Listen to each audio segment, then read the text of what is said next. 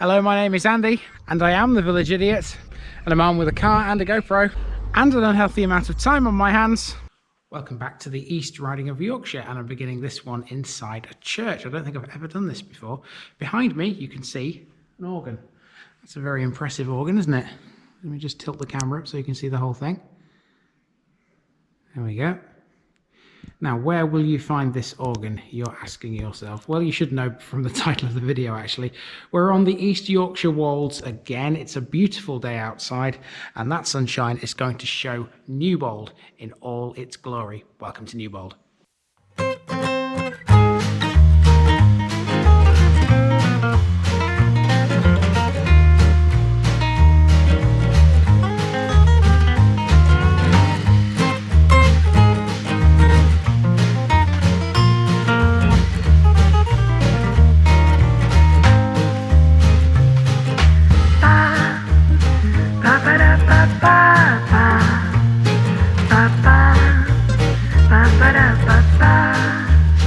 Here's my disclaimer for people who may be watching me for the first time. I say things as I would in my native accent and dialect.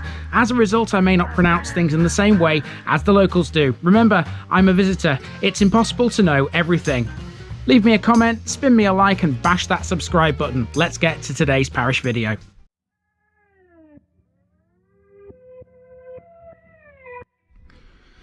Newbald is a civil parish in the East Riding of Yorkshire, situated on the Yorkshire wolds, approximately 8 miles west of the market town of Beverley. Its parish boundaries touch in a clockwise direction from due north Sancton, Cherry Burton, Bishop Burton, Walkington, Rowley, South Cave, Hotham and South Cliff.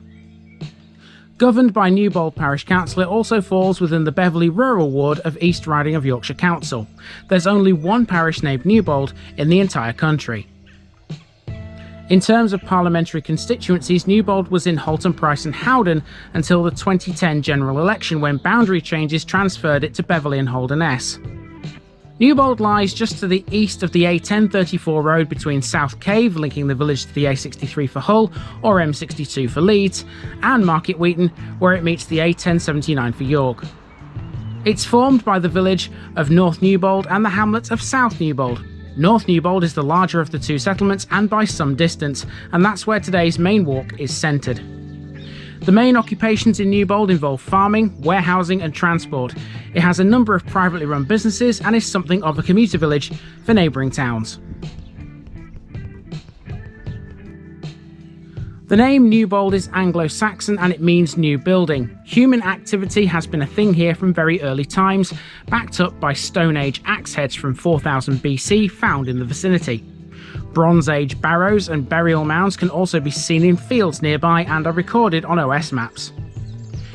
Newbald likely developed as a settlement due to the natural water supply arising from springs in the area.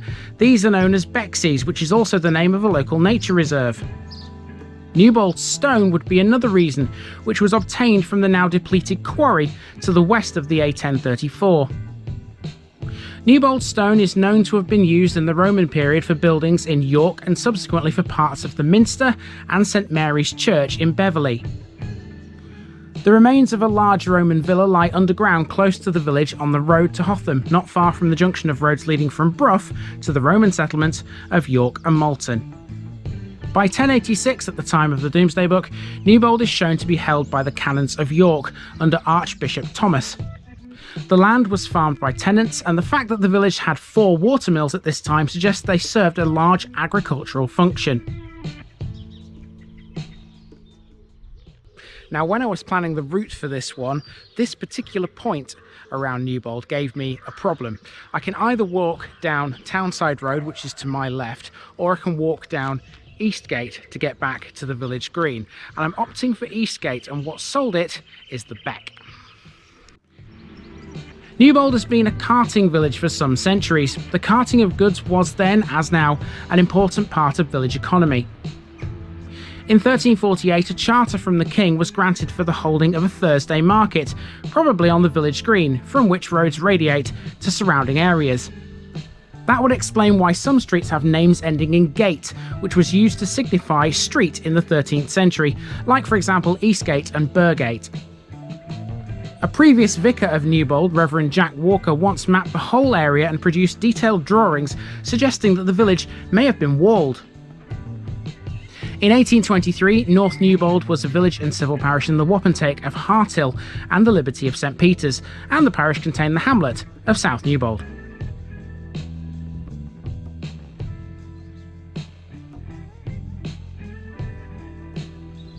According to the 2011 UK census, Newbald Parish had a population of 1,115, an increase on the 2001 figure of 989. Latest estimates in 2020 put the current population at 1,087.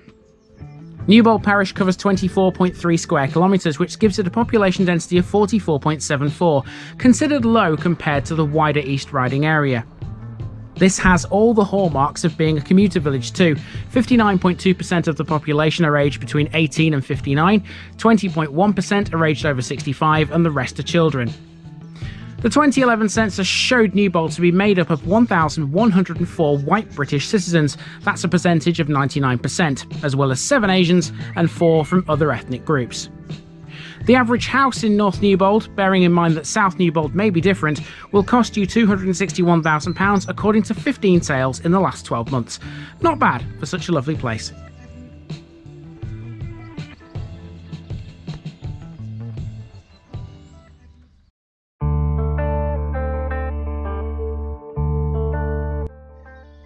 The parish church of St Nicholas was designated a Grade 1 listed building in 1968 and is now recorded in the National Heritage List for England. It's been described as the finest Norman church in East Yorkshire. It has a cruciform plan without aisles and with a tall central tower. 4 Norman doorways make the building rare. Now, where have we seen designs like this before on church buildings? We've seen it a couple of times, haven't we? Fishlake and Birkin are 2 villages that spring to mind straight away, where we've seen this 4-arch structure over a door. Nicholas Pevsner described the church as the most complete Norman church in the East Riding. It has a coronation clock which was installed at the coronation of George V in 1911. On the north wall of the chancel is a tablet which celebrates the memory and last resting place of Sir Philip Monckton, a zealous loyalist and supporter of King Charles I.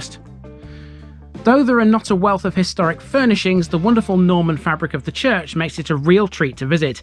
There are 4 Norman arches meeting at the crossing. At the west end of the nave is a fascinating early Norman font with intricate foliage carvings running horizontally around the bowl, which sits on a set of clustered shafts. The village has 2 public houses, the Tiger and the New, and these are situated across the road from each other. The New was originally called the New Inn, spelt N-E-W as opposed to G-N-U. There used to be more pubs here, 5 in total: the Rose and Crown, the Tiger, the New Inn, the Angel and the Fox and Rabbit, the last of which doubled as a tailor's shop between 1840 and 1897. Newbald Village Hall exists for the benefit of the local community, and through a variety of activities, meetings and groups, it serves as a hub for the people of the village. I happen to know as well, thanks to being involved with the UK's folk music scene a few years ago, that Newbald Village Hall is used as a venue for live music. I've never been in though. The old red phone box doesn't have a phone in it, nor does it have a book exchange. What it does have though is the defib machine, which is a bit more important, I guess. Newbald has a school too. The present school opened in 1914. Today, it's physically part of the village, but at first it stood well apart, surrounded by open fields and just a couple of cottages.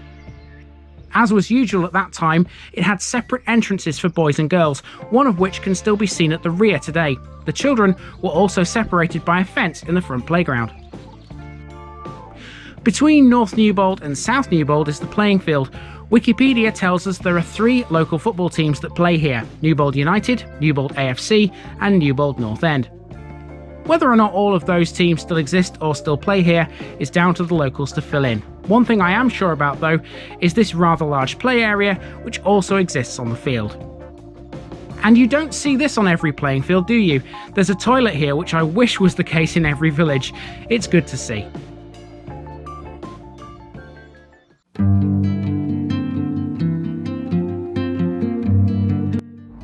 First things first in the landmark section, we're on the Yorkshire Wolds, and boy, you know you are as well at certain points. Would you just look at this view? Now we have to talk a bit about the beck. Named North Newbald Beck, if you live alongside its course, you're what's known as a riparian owner, and you have certain responsibilities. These include maintaining the beck's bed and banks and allowing the flow of water to pass without obstruction. You also have to take care to look after the village's water vole population. Water voles are protected under the Wildlife and Countryside Act 1981. It's an offence to in any way damage, destroy or obstruct their breeding and resting places. There's one beautiful beck. Crystal clear water. It's fabulous. Nice feature here in Newbald. We all love a bit of yarn bombing, who doesn't? I seem to find lots of these everywhere I go. Seeing as this was filmed close to Easter, it's no surprise we have some chickens here. That yarn bomb is on the central village green. This was the location of a whipping post used in the last public flogging carried out in Britain in 1624. Thankfully these days it's a bit less brutal. This is the whipping stone, a large flat circular stone which is probably the base of an old market cross. These days, it's a memorial for both the First World War and the local school. There are 2 other war memorials in Newbald Parish. Here's one of them inside the church, listing 14 men from World War I, 4 from World War II and 1 from the Afghanistan conflict in 2007. Okay, this is pretty cool. We've got a wall here which has got a display of some old photos of the village. This is quite good. This board was absolutely fascinating. On here, there are no end of old pictures of the village and the way it used to be. I tried my best to run the camera over as much of this as possible.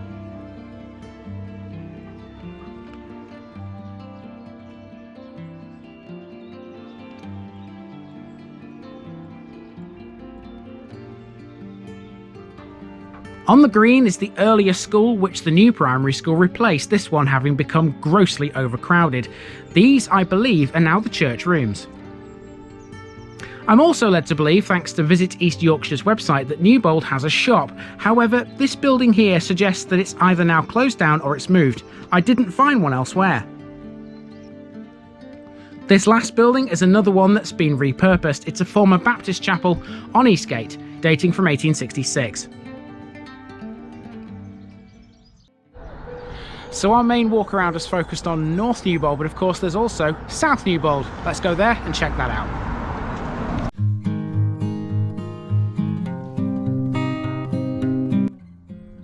And so to South Newbald, where straight away the Monckton name is to be seen. Unsurprising really, seeing as Sir Philip Monckton lived at South Newbald Hall. South Newbald is pretty small. Back in 1823 though, it was much larger according to records. Its population at that time was 179. Occupations included 7 farmers and yeomen and 3 corn millers. Resident was a banker, an overseer and the vicar of North Newbald.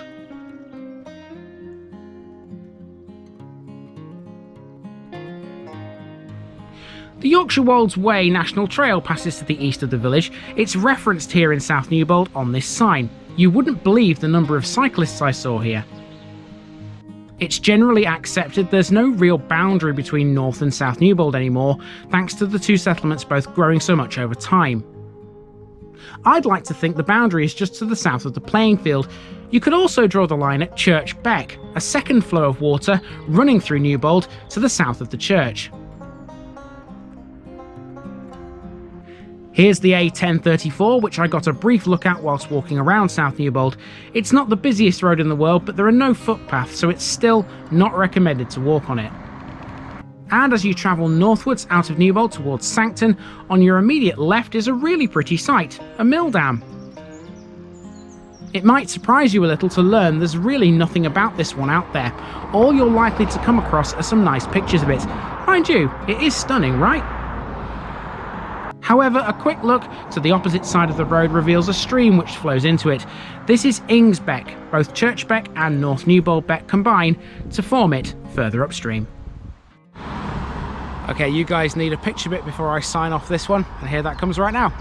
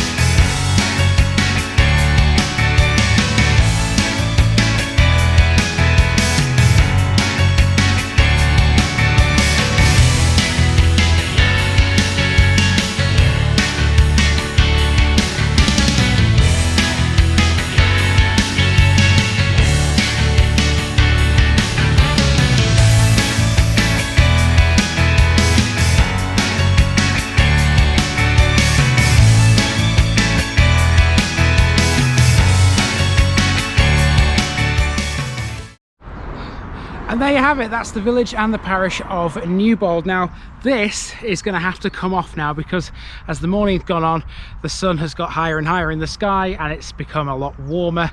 It was quite cool to start with, which is why I've got this on. It's like a fleecy hoodie, but that's definitely coming off now. So in the next one I'll be down to my shorts and my t-shirt and that's coming your way next Saturday. But for now, this has been the parish of Newbald and I've been Andy, otherwise known as the Village Idiot, and I'm out.